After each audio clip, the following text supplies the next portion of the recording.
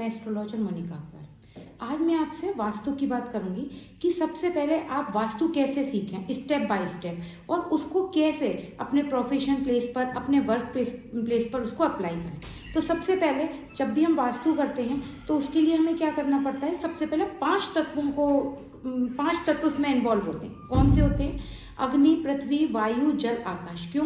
क्योंकि जो आपका बॉडी है वो 5 तत्वों से बना हुआ है। एस्ट्रोलॉजी भी 5 तत्वों पे ही बेस्ड होती है, और जो यूनिवर्स है वो भी 5 तत्वों पे बना है। तो सबसे पहले तत्व समझिए। जब अगर तत्व नहीं समझेंगे तो आप वास्तु नहीं कर सकते। तो तत्व क्या है? जो नॉर्थ वाला एरिया है वो क्या है? जल तत्व है। जो ईस्ट वाला एरिया है वो क्या है? वो वायु तत्व है। जो साउथ ईस्ट वाला है वो क्या है? अग्नि तत्व है।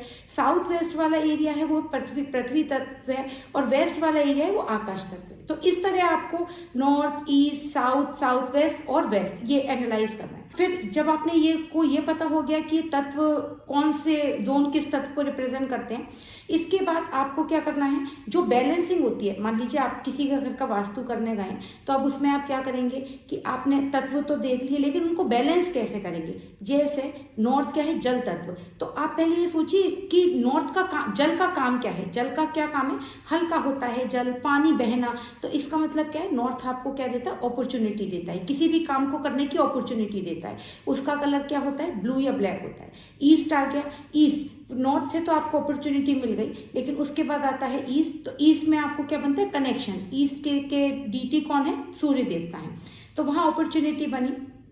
आपको किसी भी काम को करने के लिए कोई ना कोई अपॉर्चुनिटी चाहिए। उसके बाद उसके बगल में एक नॉर्थ के बगल में नॉर्थ ईस्ट एरिया होता है 45 डिग्री पर। नॉर्थ ईस्ट एरिया आपको क्या देता है? आपको आइडियाज देता है, क्योंकि नॉर्थ ईस्ट एरिया क्या है? काल पुरुष कुंडली में विष्णु भगवान का सिर है। तो जब आपको अपॉर्चुनिटी मिली, फिर आपके दिमाग में नए नए आइडियाज आए। नए नए आइडियाज आने के बाद फिर क्या होता है? कनेक्शंस बनता है। जब तक आप किसी से कनेक्शन नहीं बनाएंगे, चाहे आप जॉब करें, चाहे बिजनेस करें, कोई भी काम करें, आप अपना सक्सेसफुली काम नहीं कर सकते। उसके बाद आप ईस्ट से कनेक्शंस बनाते हैं। उसके बाद आ जाता है साउथ ईस्ट एरिया। तो साउथ ईस्ट एरिया क्या होता है? जब हमारे को अपॉर्चुनिटीज मिल गई, आइडियाज आ गए, कनेक्शंस बन गए, तो साउथ ईस्ट क्या होता है? महालक्ष्मी का, शुक्र का होता है। तो उसके बाद फिर क्या होता है? हमारी धीरे धीरे बिजनेस में ग्रोथ होती है, प्रोफेशन में ग्रोथ होती है।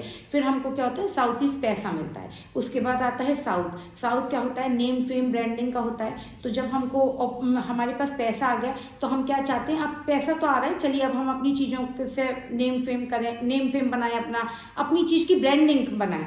साउथ से ब्रांडिंग आती है। आपको है ना, जैसे रिलैक्स होता है, आपको लोग जानने लगते हैं साउथ से। उसके बाद जब ये सब हो जाता है, तो साउथ वेस्ट क्या है? स्टेबिलिटी है। तो उसके बाद क्या होता है? जब हमारे पास पैसा भी आ गया, अपॉर्चुनिटीज भी आ गई, तो साउथ वेस्ट आपको क्या देता है? स्टेबिलिटी देता है काम में, कि हाँ अब ठीक है।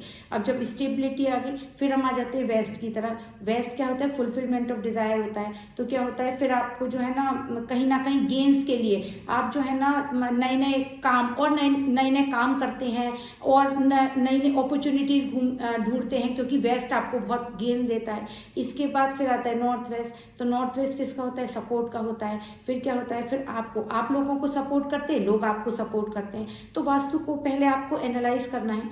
ये इस वास्तु की पार्ट नंबर 1 वीडियो बनाई है।